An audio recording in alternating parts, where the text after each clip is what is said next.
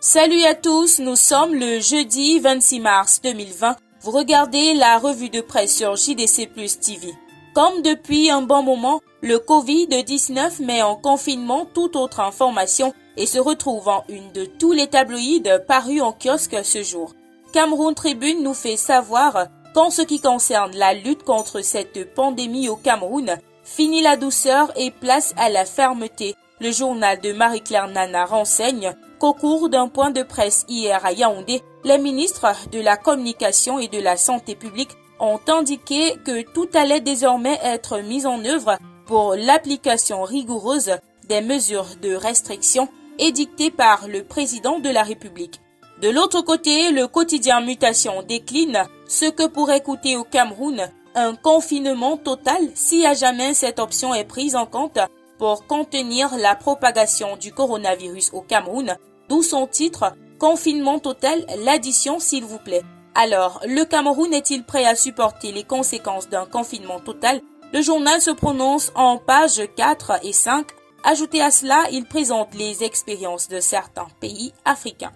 Covid-19, la catastrophe de la communication, titre le quotidien Le Jour, qui s'interroge sur la méthode adoptée pour pouvoir sensibiliser les populations sur le pourquoi et le comment se protéger véritablement contre la pandémie du coronavirus qui continue de faire des ravages dans le monde. Pour répondre à cette question, le journal d'Amanmana propose l'analyse d'un expert plus une proposition d'une autre approche de sensibilisation qui pourrait être plus efficace que celle utilisée présentement. Tout ceci est à retrouver en page 9 du quotidien Le Jour, paru en kiosque ce jeudi 26 mars 2020.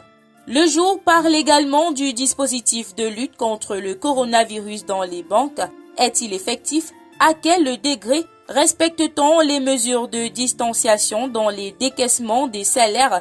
Après un reportage sur le terrain, la rédaction du quotidien Le Jour nous propose un reportage à lire en pages 2 à 3. Nous poursuivons notre revue de presse avec le quotidien Le Messager qui se pose la question de savoir à qui profite la dissimulation des victimes du Covid-19. Le journal de Jean-François Chanon écrit clairement qu'entre confinement absolu et nécessité pour le gouvernement d'assurer la sécurité des citoyens, les mandants semblent faire le choix d'une contamination à mort collective. Pourquoi cette affirmation? Découvrez les détails en pages 4, 5, 6 et 7 du quotidien Le Messager, paru en kiosque ce jeudi 26 mars 2020. Nous restons avec Le Messager pour parler de cette autre information qui ne peut être confinée vu son importance. Il s'agit du concert d'hommage rendu à Manu Dibango, le célèbre saxophoniste camerounais décédé mardi 24 mars en France après avoir contracté le Covid-19. Le Messager indique que la planète tout entière pleure cette légende de la musique africaine. Découvrez tous ces témoignages qui ne font qu'exploser de part et d'autre à la page 9 du Messager dans sa parution de ce jeudi 26 mars 2020.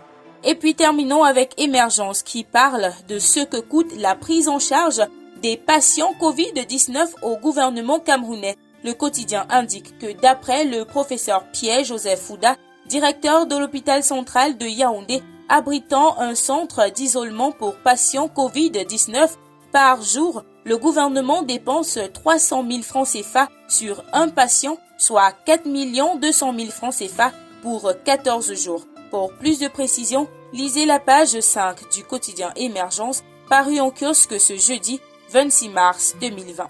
Et c'était tout pour la revue de presse de ce jour. Merci d'avoir regardé. À demain.